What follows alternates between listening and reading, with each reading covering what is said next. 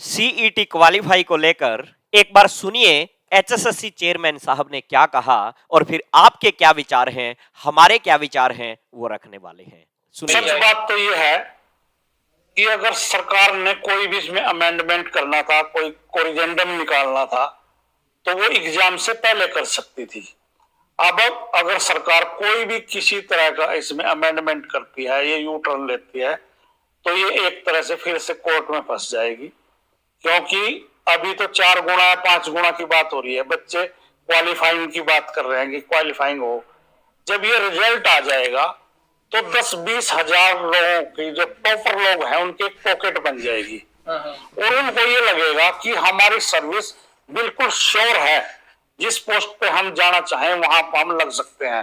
वो जाके कोर्ट में चैलेंज कर देंगे कि इन्होंने टेस्ट लेने के बाद इसको क्वालिफाइंग कर दिया है, क्योंकि उनको तो श्योरिटी लगती है कि हम बिल्कुल 100% सिलेक्ट होंगे। तो हम नहीं चाहते कि कोर्ट में फंसे, और जैसा कि आपको पता है कोर्ट में पहले से ये केस लंबित है। अगर कोर्ट इस मामले में कोई डिसीजन लेना चाहती है तो सरकार को भी हमारे को भी मानने के लिए हम बाध्य होंगे। अब तो कोर्ट से ही होगा, झूठ बोलने की इसमें कोई बात नहीं। मैं कोई लाग लपेट से बात नहीं करता कभी भी।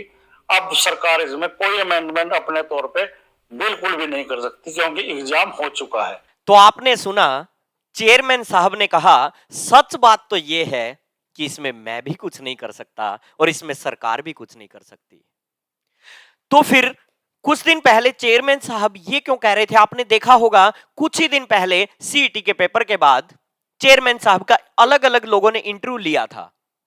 नाम मैं नहीं लूंगा, अलग अलग लोगों ने इंटरव्यू लिया, स्पेशली वहां मिलने गए और उस इंटरव्यू में चेयरमैन साहब ने क्या कहा जानते हैं ना? चेयरमैन साहब ने कहा मैं इसमें कुछ नहीं कर सकता, इसमें जो कुछ कर सकती वो सरकार कर सकती है। और आज चेयरमैन साहब कह रहे हैं सरकार कुछ नहीं कर सकती।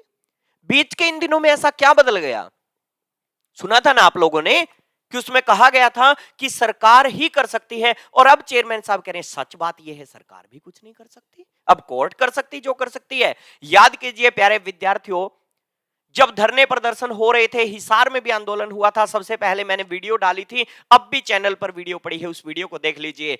उस वीडियो में जब हिसार आंदोलन हुआ तो लगभग अलग अलग यूट्यूबर्स ने कहा हमारी बात बनने वाली है, क्वालिफाइंग होने वाला है, सीईटी बात नजदीक पहुंच गई है। और डीसी साहब ने भी उस समय कहा था अच्छा ऐसी बात है क्या, केवल 4 गुना को बुला रहे हैं, ये तो नहीं होना चाहिए। और फिर यूट्यूबर्स ने कहा था हाँ हाँ हमारी बात को अच्छे से डीसी साहब ने भी सुना है, अलग अलग अधिकारी भी अच्छे से बात सुन रहे हैं और ऊपर तक बात जाएगी और हमारी मांग जल्द ही मान ली जाएगी। मैंने उसी समय वीडियो बनाई थी, मैंने कहा था इतनी आसानी से मांग नहीं मानी जाएगी, ये बात आपको कही थी। इतना आसान काम नहीं है, ये सब सरकार के नुमाइंदे हैं, चाहे कोई डीसी हो, तहसीलदार हो, एसडीएम हो, चाहे चेयरमैन साहब हो, ये सब सरकार के नुमाइंदे हैं। ये आपको मीठी मीठी बातें करेंगे आपके साथ, आपको लगेगा हाँ ये हमारी सुन रहे हैं, यही हमारे लिए है सब कुछ, जबकि वास्तविकता कुछ और होती है, अंदर कुछ और होता है और बाहर कुछ और दिखाया जाता है। मैंने उसी समय कहा था सरकार कुछ नहीं कर सकती है, कहा था सरकार कुछ नहीं कर सकती है, तो सर फिर इसका क्या समाधान है? और मैंने कहा सरकार सब कुछ कर सकती है, कुछ नहीं कर सकती और सब कुछ कर सकती है। प्यारे विद्यार्थियों, यदि सरकार अब बीच में कुछ भी छेड़छाड़ करती है, कोई भी भर्ती हो, चाहे किसी भी भर्ती के बीच में सरकार विज्ञापन को चेंज करती है, एडवर्टीजमेंट को कहीं भी बीच में एक लाइन भी बदलाव करती है, तो वह भर्ती पूर्णतः कोर्ट द्वारा खारिज कर दी जाती है। ऐसा पिछली भर्तियों में भी हुआ है। लेकिन सरकार कर क्या सकती है? सरकार की यदि चाल, सरकार की यदि मंशा साफ हो, यदि आप लोगों के प्रति यदि सरकार चाहती हो कि हाँ हमें सीईटी क्वालिफाइंग नेचर पहले ध्यान नहीं रहा और अब बच्चों की मांग है, बच्चों की खुशी को देखते हुए लागू करना है, तो सरकार क्या कर सकती है? सरकार जल्दी हियरिंग करवा सकती है कोर्ट में।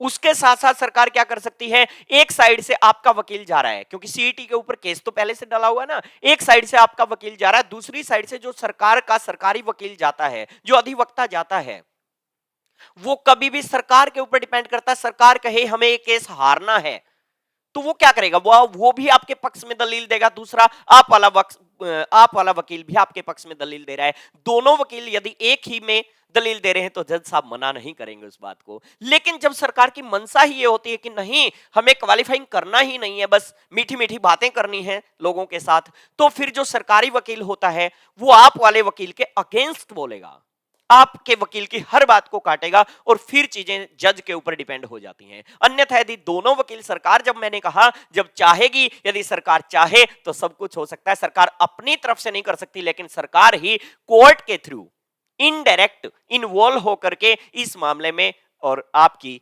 पैरवी कर सकती है, लेकिन फिर वही बात सरकार की मंशा के ऊपर है। तो आपकी क्या राय है, कमेंट करके अवश्य बताइए। इस वीडियो में इतना ही, फिर मिलते हैं नेक्स्ट वीडियो में नई अपडेट के साथ। थैंक यू, धन्यवाद।